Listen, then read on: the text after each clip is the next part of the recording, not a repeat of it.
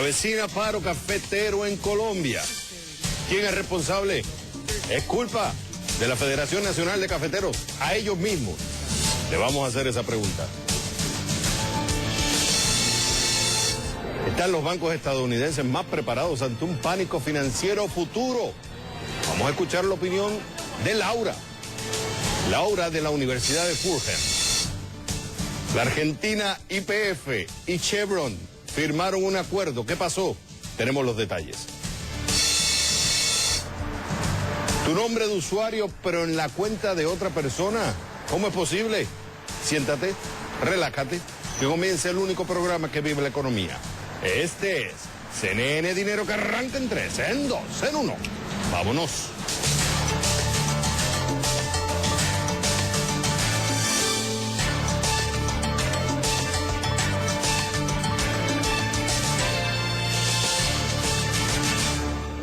Bienvenidos a CNN Dinero. Les saluda Xavier Serviá. Gabriela Frías está en una asignación especial. Comencemos.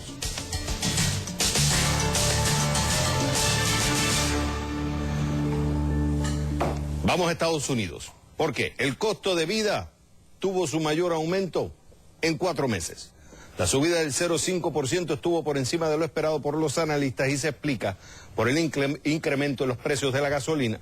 El combustible subió en junio un 6,3%.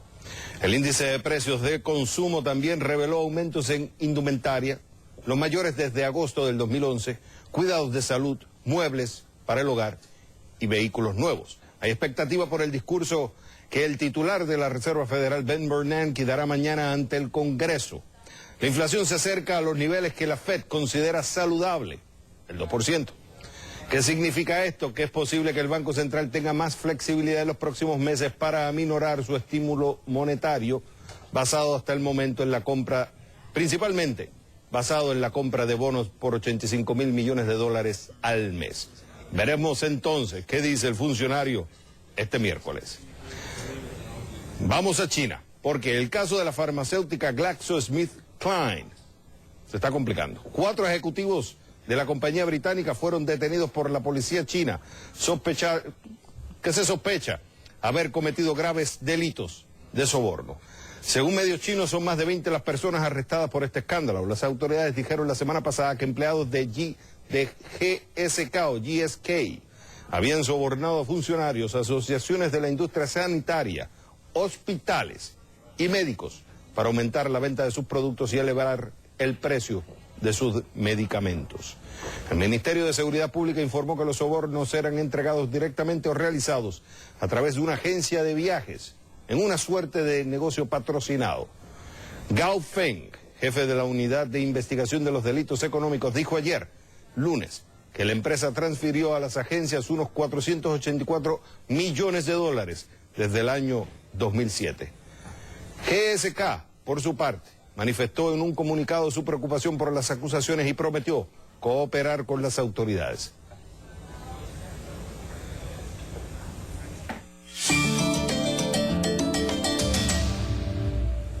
¿Quién gana hoy? El futbolista uruguayo Edinson Cavani. ¿Por qué? Fue transferido al Paris Saint-Germain en una cifra récord para el fútbol francés. El club parisino desembolsó unos 84 millones de dólares para hacerse con los servicios de Cavani, en lo que constituye el 4º fichaje más caro de la historia. El primero, como sabrán, pertenece al portugués Cristiano Ronaldo, que en el 2009 llegó al Real Madrid por 94 millones de euros. El Paris Saint-Germain fue adquirido en el 2011 por el fondo Qatar Sport Investment, que depende del gobierno catarí, y ha invertido desde entonces más de 410 millones de dólares en jugadores.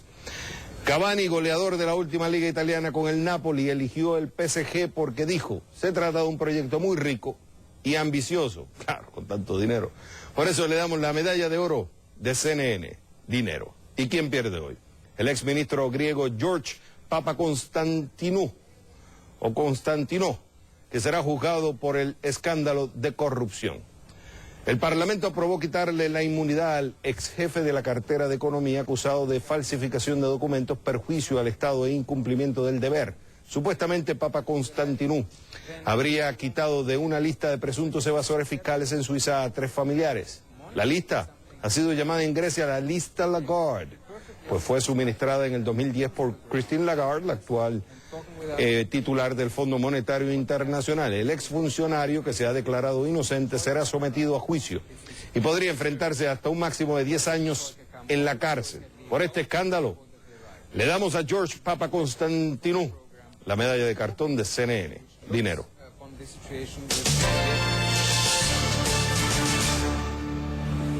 Reflexión sobre el caso Zimmerman. Este es el tema de hoy. Un jurado de 6 mujeres en una corte de la ciudad de Sanford, en el estado de la Florida, declaró inocente al vigilante voluntario George Zimmerman de los cargos que enfrentaba por la muerte con arma de fuego del joven Trayvon Martin, de 17 años.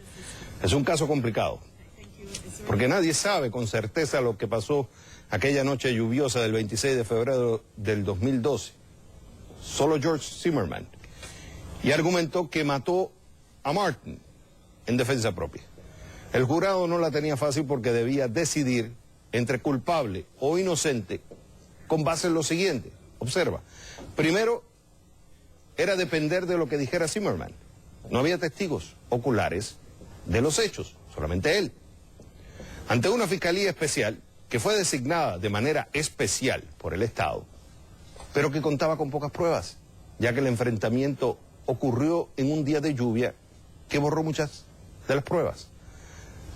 En un Estado en el que se rige la ley Stand Your Ground, que en español se puede definir como defiende tu posición, y es que permite a una persona usar la fuerza en defensa propia cuando crea de forma razonable que está en peligro, sin la obligación de evitar el enfrentamiento.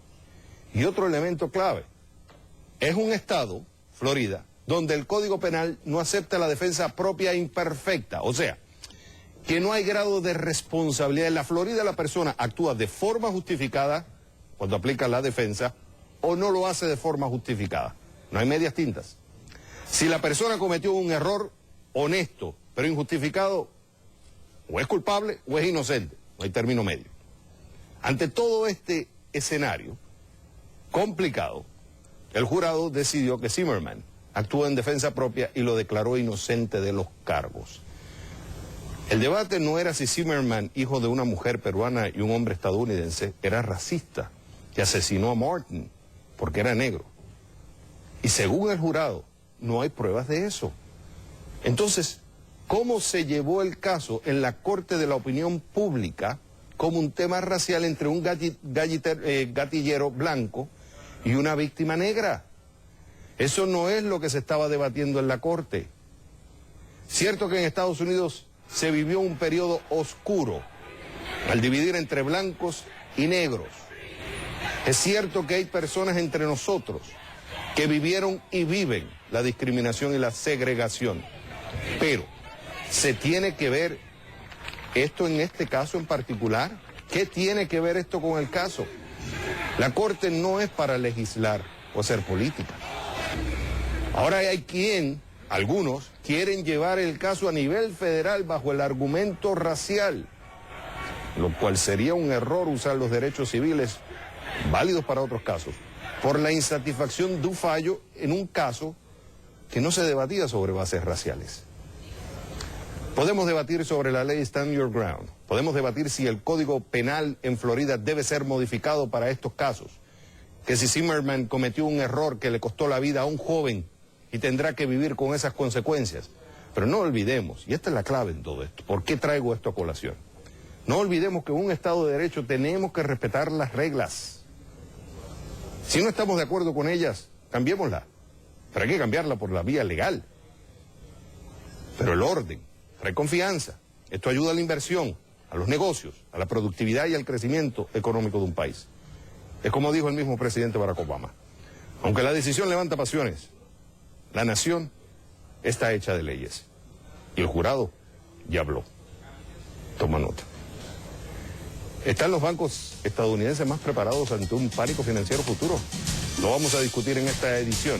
Y al regreso, los paros en los sectores productivos de Colombia. ¿Habrían pasado la factura a la economía? ¿De cuánto hablamos? La respuesta aquí en CNN. Dinero.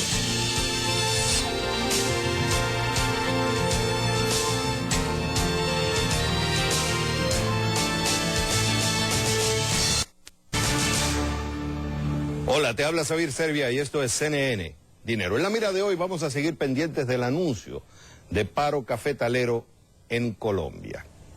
Primero tuvimos a Víctor Javier Correa, que es el vocero del movimiento Dignidad Cafetera, que representa un sector de los cafetaleros. Nos dijo que el llamado al nuevo paro a partir del 19 de agosto se justifica porque el gobierno no ha cumplido todo lo acordado en el último paro de marzo. Escucha. La razón por la que nos encontramos a puertas de un nuevo paro nacional, que en este caso sería paro nacional agropecuario, es porque definitivamente de los acuerdos que se lograron firmar en el mes de marzo, pues lo que se ha cumplido es relativamente poco. Y las dificultades, por el contrario, han aumentado mucho más, sobre todo con la caída del precio internacional del café. Paso siguiente, ¿qué hicimos? Hay que escuchar al gobierno. ¿Qué dice el gobierno? Nos dijo, al contrario, que están sorprendidos, que le han dado más dinero. Esto fue lo que nos dijo el ministro de Agricultura, Francisco Estupiñán, a nuestro programa. Por el contrario, el gobierno del presidente Santos ha hecho un esfuerzo sin igual, como ningún otro gobierno lo ha hecho. Y además, como ningún otro producto en el país lo ha recibido. Ha destinado cerca de 800.000 millones de pesos. A quien no hemos escuchado es a la Federación Nacional de Cafeteros, el gremio más importante del país y que algunos critican como culpable del problema. Y es a ellos a quien vamos a escuchar esta noche. Pero antes de presentar a nuestro invitado, queremos tu veredicto sobre este tema. La pregunta en Facebook es muy sencilla.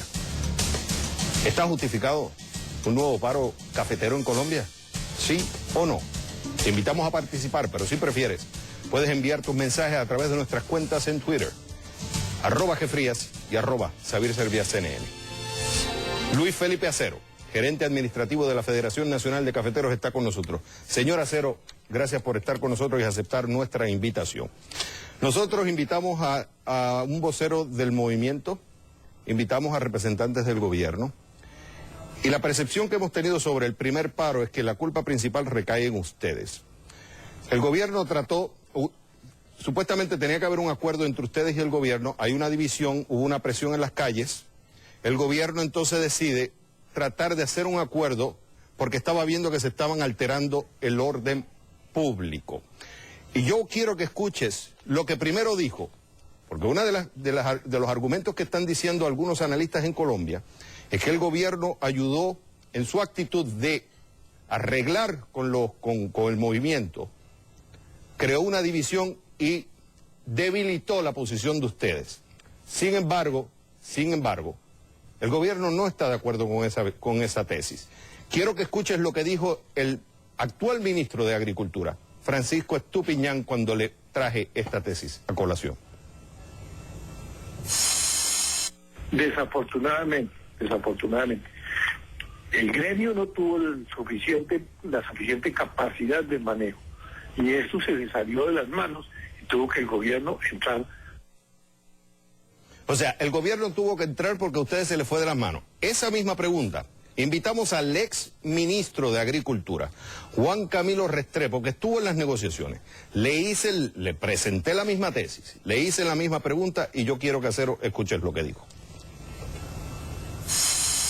El gobierno respetó y sigue respetando la institucionalidad. Lo que pasa es que la institucionalidad no ha tenido la suficiente capacidad de liderazgo para aglutinar a toda la población cafetera del país.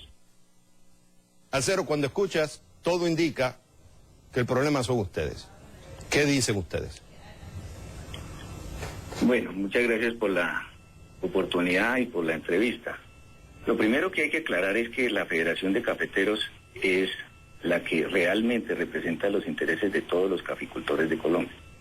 En segundo lugar, tenemos una entidad con amplia representatividad. Hecho en las pasadas elecciones obtuvimos una participación del 64% de todos los cafeteros que